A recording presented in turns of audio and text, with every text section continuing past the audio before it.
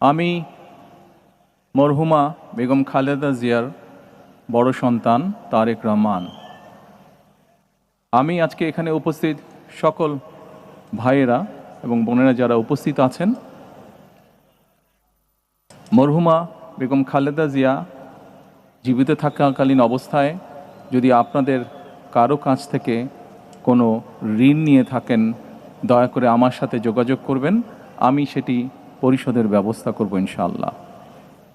একই সাথে উনি জীবিত থাকাকালীন অবস্থায় ওনার কোনো ব্যবহারে, ওনার কোনো কথায় যদি কেউ আঘাত পেয়ে থাকেন, তাহলে মরহুমার পক্ষ থেকে আমি আপনাদের কাছে ক্ষমা প্রার্থী। দোয়া করবেন আল্লাহ তাআলা যাতে ওনাকে বেহেশত দান করেন। আসসালামু আলাইকুম।